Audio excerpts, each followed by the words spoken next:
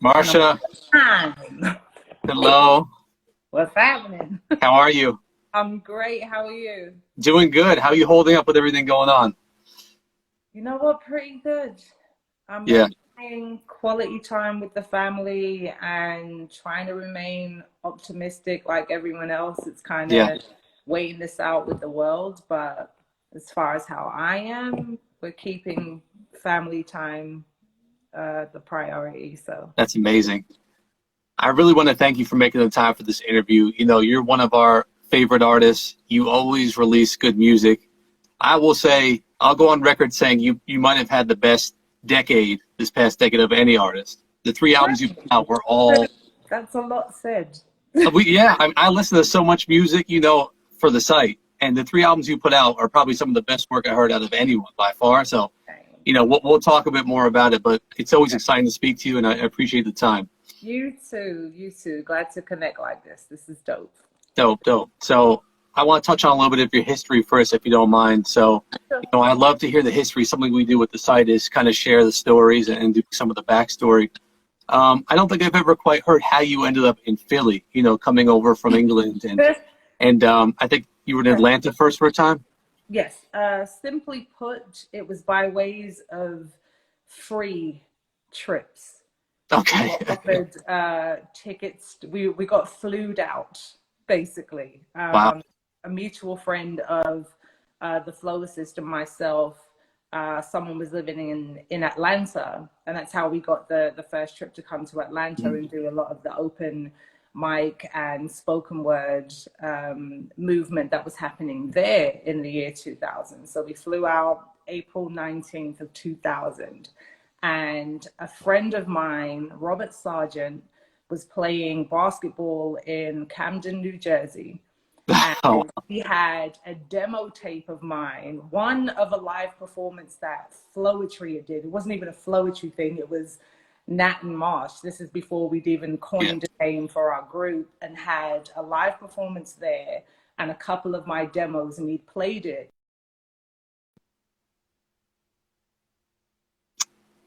I think we lost Marsha.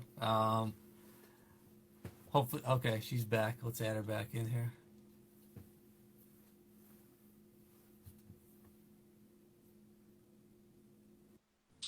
Wait, what happened? Did your phone die? Wait. It said you dropped out. I don't know. No, that wasn't me. I'm not trying to do this. Anyway, continuing on. So he had this demo tape, gives it to a promoter in Philadelphia, and basically that's how we get flown to Philly to then do that open mic and spoken word, very underground movement at the time. But Philadelphia's version of underground at that time in the year 2000 was meeting the producers from A Touch of Jazz, James Poyser, who I'd already met through a writing session that I did in London, late 90s. So it's kind of like I had an affiliation, no pun, with Philadelphia prior to even getting there. That's So awesome. free trip kind of solidified the relationships that we then build with the producers that we worked with, the musicians that we tour with for years to come. And yeah, the rest is kind of history. So shout outs to people that buy tickets for other people. And, you know, we literally just took a chance and said, you know what, Mom, I'm not coming home. I'm That's staying. amazing. That's Yeah. awesome. You know, you mentioned A Touch of Jazz. I love hearing about that era of Philly soul music. Coming, so much good music came out there. Yes. So many good artists. What do you remember most about being in a part of that scene? Ooh, to get to A Touch of Jazz when I did was to witness the shapings of what was then Jill Scott's first album, Music Soul Child's first album, Bilal, getting to meet Glenn Lewis. And even though he was Canadian, I'm meeting Glenn Lewis knowing that his song "Bout Your Lovin'," which was huge in the Yeah. underground scene in London, and I was like, "You're the Glenn Lewis." Like, and I sang the whole song to him. He was like, "How do you even know this? You're from London." Amazing. Listen, you're bigger than you understand. So getting to work with the world outside my window and do backgrounds for Jill at one point, and see all of these things happen. I landed on a wave that these producers, their leftovers happen to be floetic, because that magic is still happening. If you've just then created not only Long Walk or The Way or Just Friends or, you know, Lizelle and E flat, you're supposed to carry that with you. So we walk in from London like, well, hey, we're Floetry, what have you got to prove? And then we have Floetic.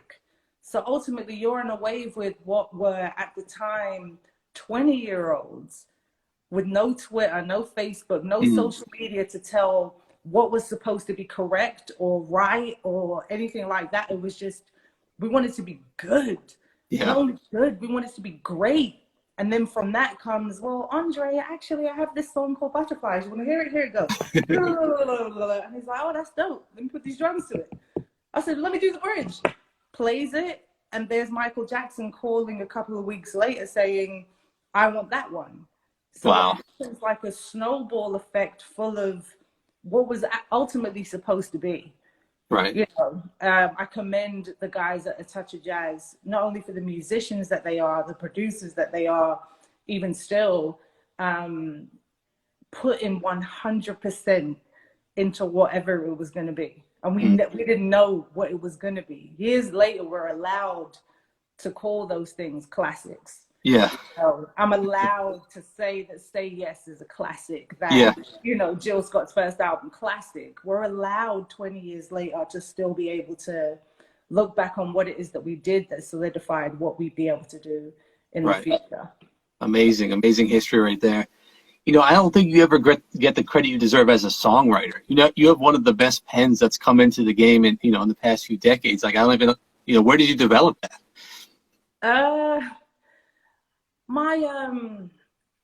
My longing for my rap, inner rapper. Really? My lyricism stems from doing that, rapping back in the day. It was, I wanted to be a rapper. And it's all about narrative. It's all about painting this picture. I just happened to find a melodic way to deliver that. And the honesty within the pen and being able to paint that picture never changed. So the songwriting was always vivid. One of which, I think, there's too many songs that I've written where I can see that, even though it never happened to me. Getting Late, when Vidal played those keys, I was like, this is someone that has 3 kids for 4 baby daddies, and she's in love with the second one and doesn't know what to do every time he knocks at the door midnight. You know, at that time, it wasn't sliding in your DMs, it's I'm showing up. And I just remembered embodying this person that I'd never met, but understood that emotion at 22, 23 years old at the time. And it was, look, it's getting late. Why have you got to be here? Yeah. Guide me, watching, needing, wanting me. I'm afraid. It's like I'm saying these statements over and over again. It's almost like your hooks are the monotonous portion of your song. If you say something repetitively, you're like, okay, that's the hook. I feel like throughout my songs, I say too much for you to define which one it is. So I just give you the title and let you deal with it. The breakup song, I never really sing the breakup song, like whatever that is, but the entire song is the breakup song. Yeah. You broke up. And then I give you the story. So I feel like my pen is just developed from a rapper's perspective and honesty. That's amazing. You know, speaking of rappers, you've got the respect of so many rappers. I mean, everyone from Dr. Dre to Nas to Common to, you know, Busta Rhymes have had you on their song, and not many R&B artists or singers can say something like that. So I'm just wondering, from your perspective, you know, how do you get such respect from, you know, from rappers where they want to collaborate with you so closely? Because like Dr. Dre doesn't work with anyone, but he, you know, he takes you a lot. We just did something. It's crazy. Dre had been a fan of mine since he came to a Floetry show in the year 2005. Prior to that, he'd been put onto me by ways of, I believe it was Focus, but I got on the game Start From Scratch because they were very much aware of what I was doing musically through Flowetry or other features that I'd done that predate that. So I guess it all stems from being good. It's like I want that, and then I became a separate thing from not just Flowetry within the group or Marsha Ambrosius, the solo artist. I'm also Marsha the feature, which is a whole other Marsha. I get to be 3 artists. It's weird, but I think the respect level comes from my affiliation and my admiration for hip hop. And because I've allowed my pen and what I do to happen through that, I think rappers just get me. And I'm just allowed to do what it is that I do and be a prominent part of that. And I like it. It's a pretty special thing. Can you reflect back on your solo debut album, Late Nights and Early Mornings, a very special project? What do you remember most about creating that project? Prior to signing and solidifying the deal with J Records, I'd already been working on what I thought was going to be my debut project.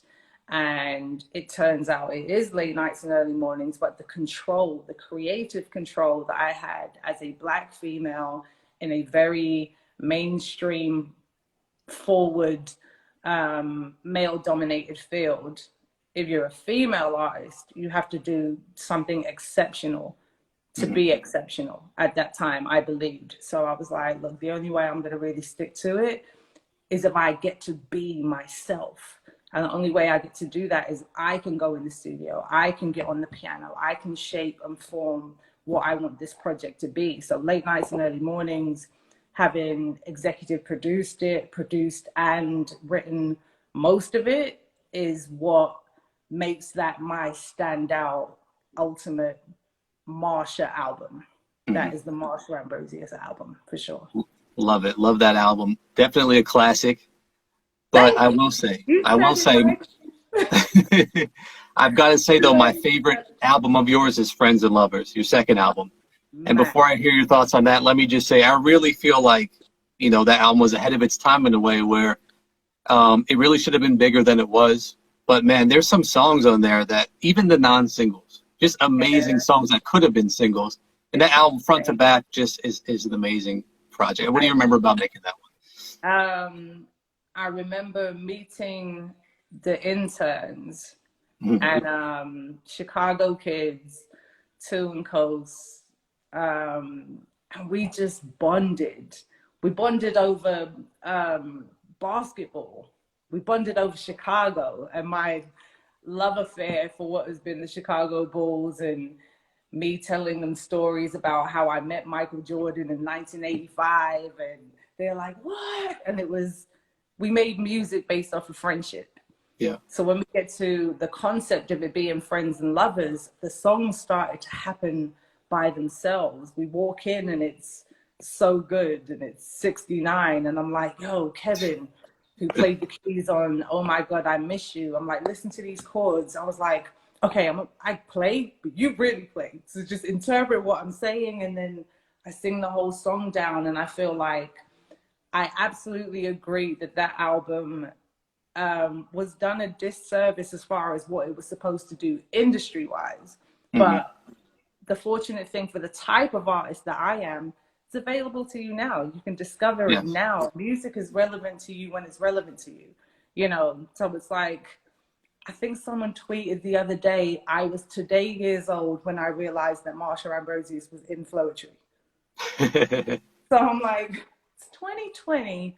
That was 20 years ago. So I guess someone wouldn't know if you just stumbled upon Hope She Cheats, or you stumbled upon someone doing a dance piece to 69, or Jamie Foxx is Freaking Me. All of these things be in that same era.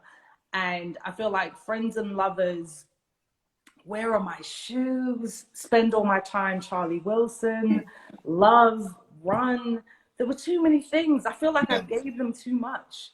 And at that point was when J Records is no longer J Records. It moves into RCA, which doubles the roster, which then limits the time and this hamster wheel that you're running on as an artist, going, when's it my turn? When's it my turn? When's it my turn? And millions of dollars are being spent on one hand, but because I'm Marsha, with the relationships that I have, I don't need $1 million. I can facilitate and deliver you what I consider absolute triple platinum, quadruple platinum, diamond, whatever you call it, and it not get the same love and care and attention because it doesn't necessarily need it. But that's what this industry is. So I had to learn all of those things the hard way, but go, you know what? Over time, they're going to get it. There'll be a movie where Friends and Lovers will be the score, or Late Nights and Early Mornings.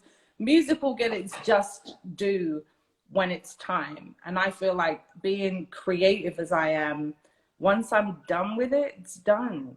Yeah. But fans like yourself and the people that I get and the love I receive from people like yourself have allowed me to not only tour, but tour for years. Yeah. From things that I've said or thought about 20 years ago. I could sing Say Yes now and it still resonates. That's amazing to me. If I ever wanted to do one thing within the industry, it was that. It's make your mark, create some magic. And I didn't do it just that time. I did it several times.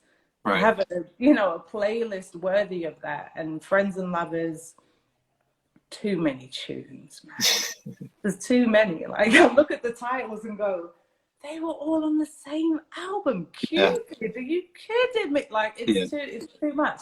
I was like, I gave them too much. And I remember where I was as far as how it felt to be in the industry at that time. I was like, politics, I hate it. I'm done. I'm just gonna do the parts that I do, go on tour and give it back to the fans, because the rest of it, I can't deal with that part. I can't deal with how much money you won't spend on radio, so they won't play that because it sounds nothing like the top 10 of the same monotonous song that we've heard again and again, same features again and again, but you do manage to have a standout. I feel like with Late Nights and Early Mornings, I got a fair shot at being a standout because you heard Hope She Cheats first. And Hope She Cheats was a joke. Hope She Cheats I did on Ustream. This is like me and you having a conversation and I start freestyling and you're like, oh, that's funny. And I go in my studio and I record it, put it out tomorrow and it's a single. That's what Hope She Cheats was. But then off of Hope She Cheats, because of the notoriety I got around that, Far Away happens. So it's like, look at the range. You've got Hope She Cheats that was playing up against the top 10 at that time was like Rihanna, Drake, something crazy, Nicki, whatever it was. And then Far Away happens. And it's like, there's Marsha. But I don't know if that Marsha would have gotten a fair shot if industry Marsha didn't play that game to get Hope She Cheats to do what it did for that. Right. We'll never know. That's a great story. But I want to touch on something you said where, people are still discovering it. It's still out there for them to find. And the good thing about your music is every album you've made has been timeless. It hasn't been for the moment. So if someone finds it now, they can still appreciate it now because it still sounds great. And that's what we love about your music. Thank you. Thank you. Absolutely. I feel like that's the goal. I want you to press play. The fact that I still, everyone's like, what are you listening to now? Same things I've been listening to for 20, 30 years. I'll pull out my Stevie collection, Mike, Prince, and it still resonates now because it's good. And what I always wanted to do is just do that. Just want it to be good and from my heart. And when someone hears it, they go, you know what, I can relate to that. And that's helping me or getting me through, so. Dope. Before I mention and we talk about the Nyla album, I saw someone in the comments here talk about your feature on the Justin Timberlake song Cry Me a River, the uncredited feature you had on there. How did that even happen? Like I saw you mention that on Twitter. I didn't even know that. You know what's crazy? For years, and you have to understand that Justin Timberlake's Justified album came out, 2002? Yeah, so I believe around there. We would have recorded it maybe 2001, 2002, closer to the time of release. And at that point, I don't even think Floetic was out yet. I don't even think we released the album, but the demo is circulating. And Michael Jackson's Butterflies is now surfacing with this name attached to it, and everyone's going, well, who's that? Because it was new. I'm amongst Teddy Riley, Rodney Jerkins, Marsha Ambrosius, and Andre Harris, and we're like, hi, it's us, we did it, you know, as the kids ultimately in the grand scheme of things. So with Timbaland inviting me to the studio, they already had written a majority of Cry Me a River, and they wanted to get a choir on it. That's why Ty Tribbett and Greater Anointing end up as the choir on that song. And we walk into Larry Gold's A room, and Timbaland is like, Marsh, go ahead, do your thing. So I'm like, okay. So we arrange the bridge. I do the pre-hook and layer Justin's vocals. And then at the end, I just start ad-libbing. So the one that stuck out to Timbaland was the cry me, and he keeps it. I remember Jimmy Douglas going, okay, safe. And then it's just repeated. He said, just, yeah, move that, keep it again. And it ends the song as the finale. So at that time, young Marsh doesn't realize what I'm doing is implementing an original piece within an already composed song. Ultimately, if that was done today, it may have been a feature or credited very, very differently. Yeah. But for me, it was just doing background vocals and use some of the sauce that gets you invited to the barbecue, maybe. And years later, I'm getting the respect that is, oh, all these years I thought it was Justin doing that. And I was like, well, to me, it's me because I know it's me. Yeah. And it does say in the credits that I'm on there. It's like, well, one part that you've now said, oh, that's what made the song. No, the song was already a full snack. I just happened to have a cherry on top that made it what it is. And absolutely classic, and happy to have been a part of that. I mean, how did you even stay so grounded and humble? You were having, you know, you had the Michael Jackson placement, you were working with Justin Timberlake early in your career and writing for other artists. How did you remain so humble? Still new. It's still new. I still get goosebumps and excited when anyone calls to go and create something new. I just love to create. I think as a musician, as an artist, to have this idea shaped out of, it's almost like being a magician. It's like it's coming out of thin air, but what I'm making for you is something that you've never heard, never seen before. Yeah. And that's the magic. Anybody who truly creates will never get tired of doing what that is. So I feel like even though that was very early on in my career, Michael Jackson having given me the best advice, saying, you know, if this is the beginning, imagine where you're going to go. I'm like, you know what, Mike? You're absolutely right. Yeah. Love that. It's wild to have been able to still be able to say that and have been introduced to Prince early and Stevie Wonder wait for me at the side of the stage as I'm getting off stage with Gerald Levert after the Ebony Eyes tribute that we did for Smokey Robinson. My life is insane. Like the things I've done, it's like, was I there for that? Was I present? Was I in it? Do I remember it? And I'll look back at stuff and go, I didn't know, and I'm glad I didn't. I was just being 22, 23, very, very ruthless in being adamant that I'm me, I'm here, this is what I do, and I can't pretend to be anything other than that. And I've remained that way since. That's amazing. You know, so much respect for all you've accomplished. Trying to read comments as we go. I'm getting spell checks and waves. Okay. I want to mention the Nyla album now. Love you. Another really good album, Nyla, you know, came out a couple of years ago. Another one I unfortunately don't feel like it got the attention it deserved. And I hate to blame labels and this and that, but you know. We're living in that day and age. You have to understand late nights and early mornings happened before the wave of streams being its things. It was sales. So my news I'm looking at, it's crazy, I've got this Billboard Top 200 and it's #1 R&B album. And then the Billboard 200 is Adele, Marsha, and it never happened. Two British chicks running the US charts at that point. And now it's, I don't care if you've streamed my song Layer 10 million times.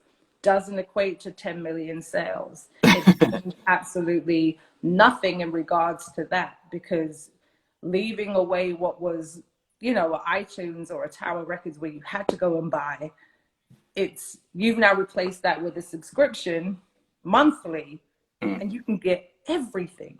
But if you just had to get just me, one song, oh, that 99 cents, a fair portion of that would have been just mine. Yeah. That diminished. So now figuring out how to play that game within the industry, it loses itself when everyone's just putting out what went viral this week. Well, let's take that one. Let's put 10 million on that and keep going and keep going. You've got the same thing repetitively again and again with people who were just trying to shine that one time, and you might get a glimmer of it, but the ones that manage to really succeed are people like myself, who've managed over the course of 20 years to put out content that I wanted to, and I've been able to tour and have that rapport with my fans because of it. You know, a stream won't get that for many. Stream that doesn't equate to a sale nor follower. It's just a view. It's a like, it's a follow, it's a tweet. It's not a sale. It's not a ticket. It's not an experience. So I feel with Nyla coming out as recently as it did, and I even tried to take it old school and sell the CDs outside, you know, myself in boxes, like, here you go. That's where the majority of my sales came. I'm selling it myself. I can't do this online for you. So my tour, thus being more successful than technically what you would consider the album sales being, it's, you get the experience. You came to the show. Here's the CD from me to you personally, and then you can have that experience. So I gave it a different experience for the people that have been fans of mine regardless. And like I said, you can always discover albums when you do, and it's available to stream. And if you do, cool. And people had, so, and have and will, and I can't worry about that part of it anymore, or how unfair this industry is to what we consider real music to be, because there is a place for it. There's people that are still working off of one album, still touring successfully, and fans selfishly said don't want to hear anything else. Yeah, we love you, Marsh, but sing Say Yes though.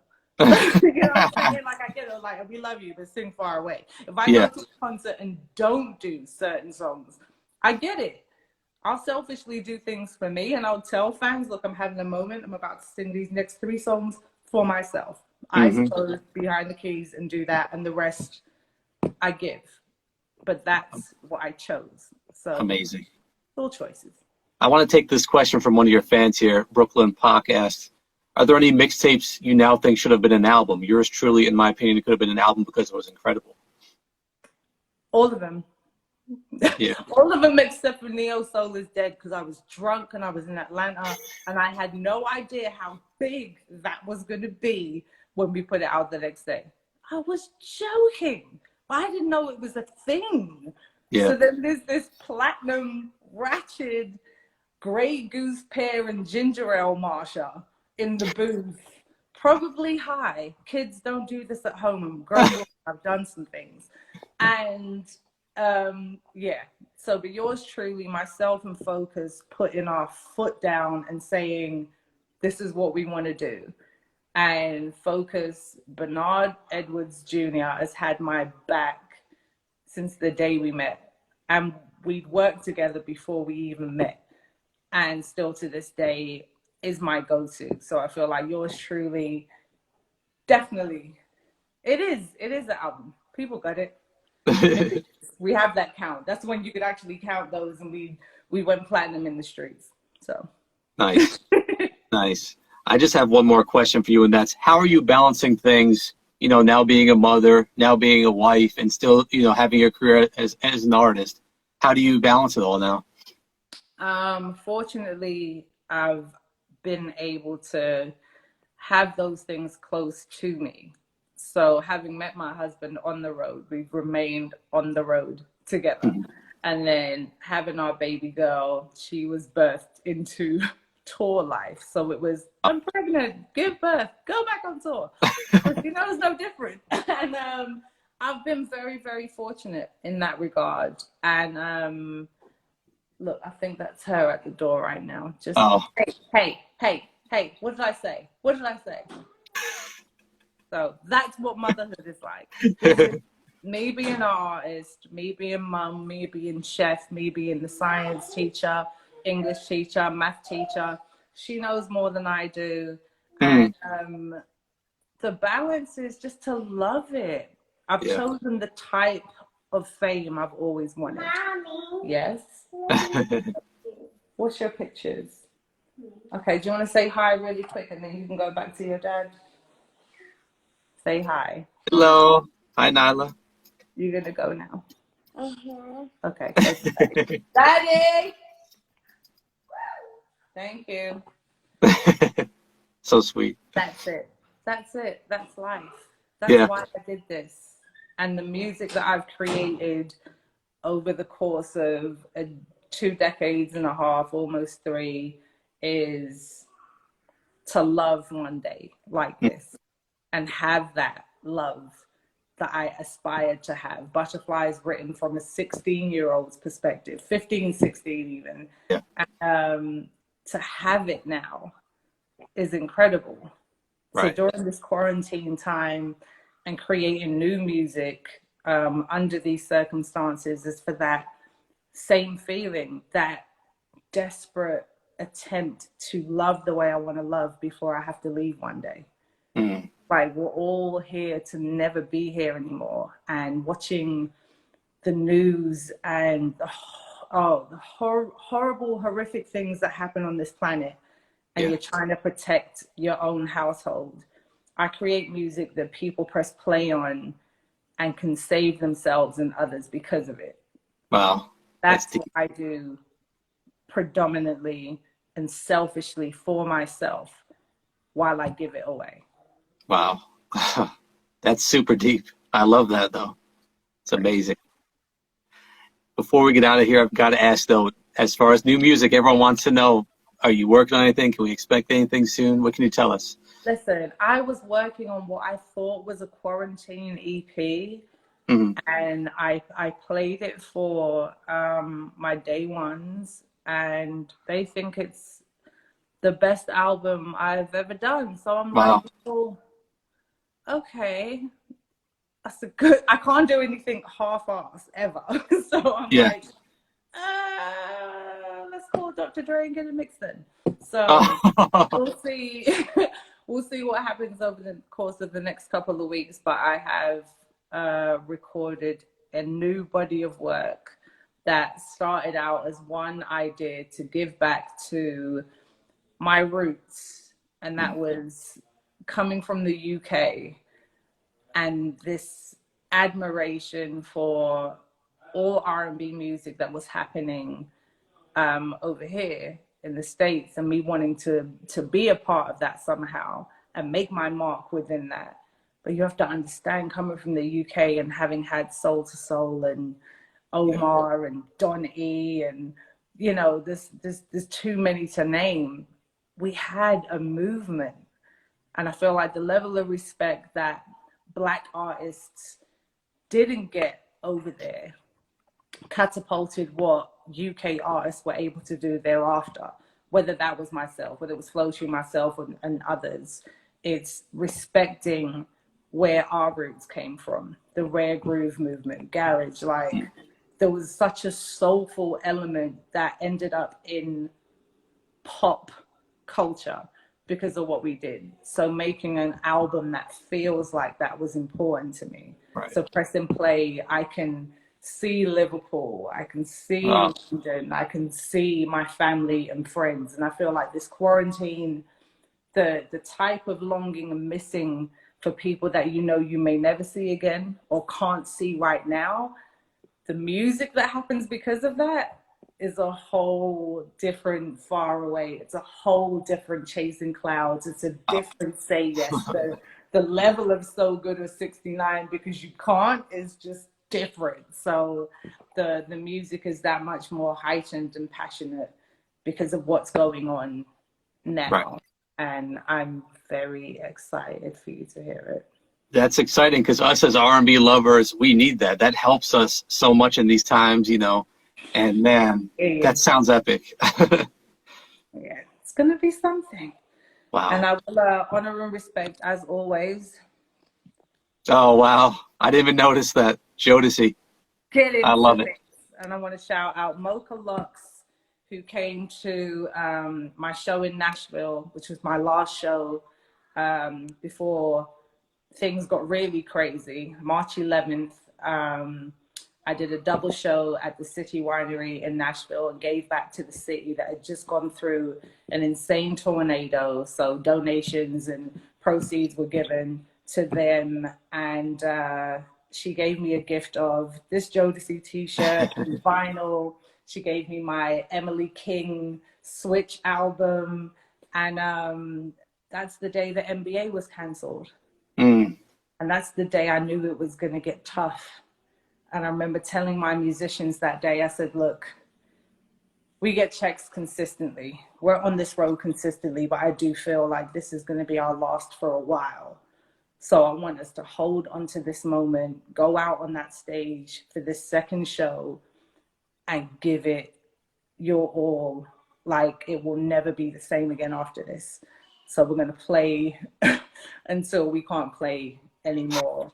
And this is a symbol of that, and that love that fans have given me from day one to now. It's crazy how we've grown together. Yeah, you know? That's amazing. I love it. Marsha, I'm going to let you get back to your family time. I want to thank you so much for taking some time out for this interview. You know, we love everything you do, and and give us with music, and always have our support. Thank you, and I appreciate everything it is that you're doing. I understand you do have a job to do, so you do have to play the optimistic role at times. Just understand the undertones of where any true artists are coming from. Bear with them. You don't know what's going on behind closed doors. I get it. As a fan, first, I was with everyone when we were upset about the Teddy Riley Babyface versus First Attempt, because I'm like, remember the times. Yeah. Whitfield, go. So in your head, you're like, as the fan, outside of that, it's R&B never dies. Right. Never dies. It lives. It's why we live. It's the essence of everything. And true artists that really do this really have to go through some real things to create it. And it's, imagine trying to play the role of the most insane thing you ever did. You have to get over that part of your life before you can move on to the next. So just be sensitive in that sense. That's good advice. Well, what was that? That's where they are. Right. And respect it in a sense. You don't have to like it, but respect it. We're I respect all fans that. at the end of the day. But right now, in this time, whoever's chosen to do whatever they're chosen to do, that's exactly who they are. Because if this doesn't show who you are as a human being under these circumstances, I don't know what will. Right. So just allow yourself to be kind, be gentle, and love one another.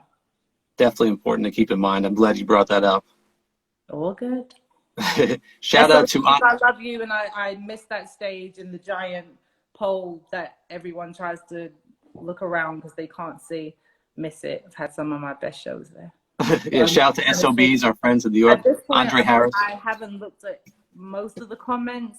Imani, I shared the stage with her for the Earth, Wind and Fire song that we did for Black Girls Rock. Is that Lori? What am I saying? Okay, there's too many things. There's Indianapolis in here. There's a lot going on. I'm trying, because, this part is important.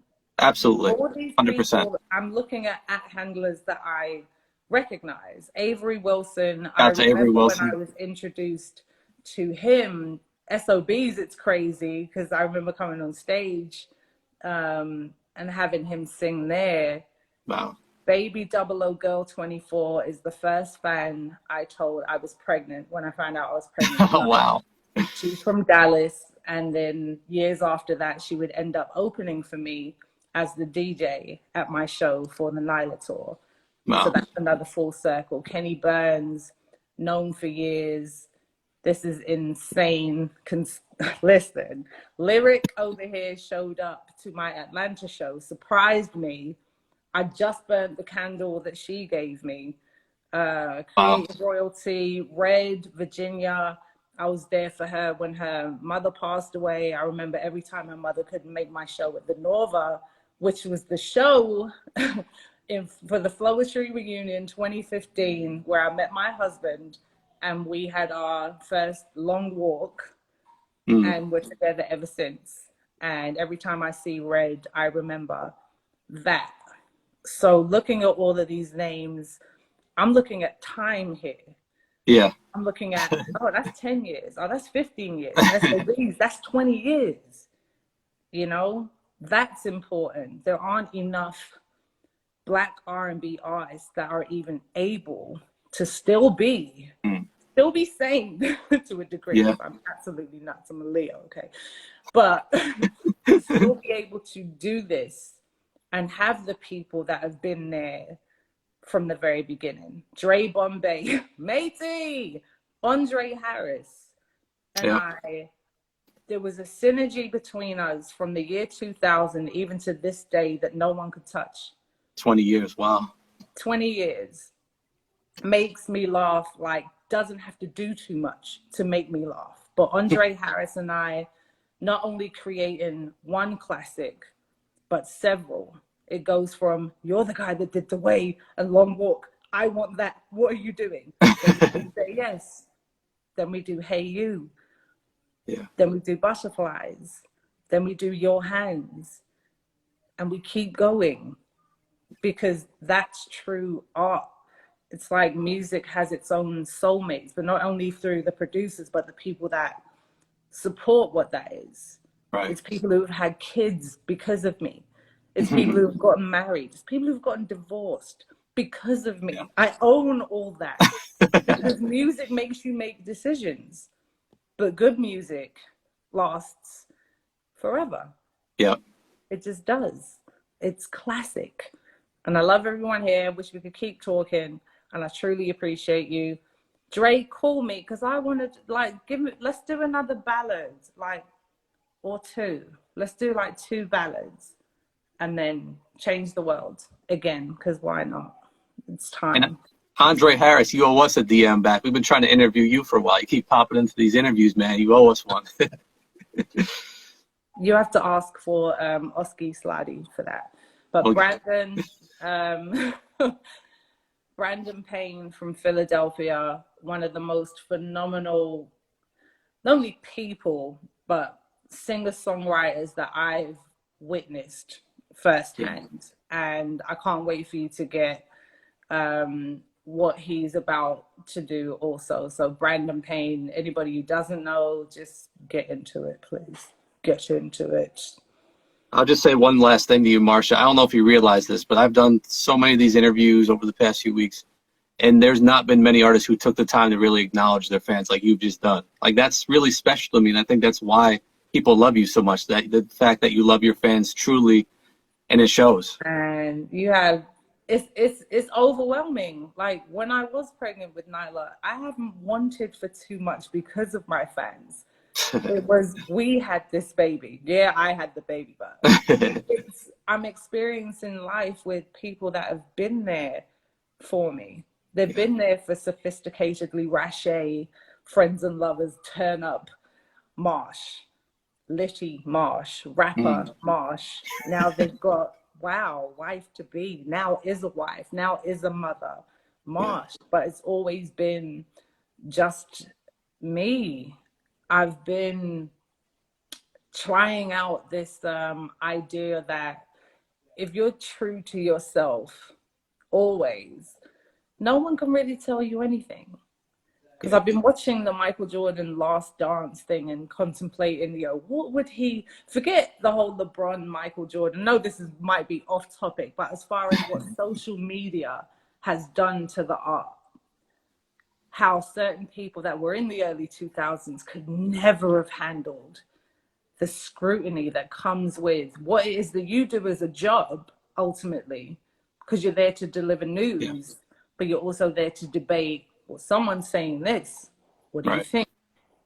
So it's all of those things encapsulating, and you have to kind of decide who it is that you always were from the very beginning. I've got people in here that are posting comments and going, that's the same Marsh.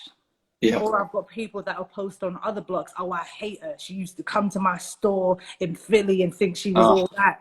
I was like, I don't know you from anywhere, but I'm glad that you have this idea of the story of who you thought I was. Yeah. Before, coronavirus, I've always been, I don't like breathing outside. I don't like touching stuff. But if I have to go into a store, don't look me directly in the eye, because I'm literally going to buy this t-shirt, get out and get that. That's been me. Yeah. But someone's version of that is, oh, she's mean. Oh, she was laughing too much. I feel like she was laughing at me. Okay. But you've got to be, it's being that sensitive. So imagine craving the light and attention that you want so much that you're trying to explain yourself. And I remember I was like, why am I explaining to you why I am or who I don't know you, bro. Like, I don't. But I'm a Leo, so I'm proud in my stance of trying to project who it is that I want to be, or I want you to think I am. And that's just art, you know what I mean? So when you press play on music, you go in, that's really Marsha saying, I hope she cheats on you with a basketball player. Because that's definitely something I would say. Yeah. But on the other hand, I would also say, so sad to see you go so soon. Yeah. I know that you're not coming back. And you still get the same belief from when I said, as ratchet as that was, to how endearing that was. Right. That's art. That's range. That's Cry Me a River to Busta Rhymes' Cocaina. That's two different sides of the spectrum, but managing to still come up and still be Marsh. Yeah. Like I said, just as a blog, just as a reporter, as a avid lover, your blog is called You Know I Got Soul. That is your essence. Yeah. Just understand who you loved in the first place, to want to honor that, and nurturing what that is. Right. You have a service to do that because you've chosen. Yep. This. Feel me? I believe that. So 100%. I'm just glad that you're one of them that have been doing it consistently and with a passion and supporting what it is that I do for real. And till we meet again, I don't know what this coronavirus is going to do as far as me getting on tour anytime soon, but to be able to do this like this, this is personal, and this is exactly how I want my concerts to feel anyway. Yeah. So we'll figure something out for sure. And absolutely. You'll get new music soon. We're looking forward to it. Thank you again so much, Marsha. I really appreciate you. Take care. All right, Peace. Bye.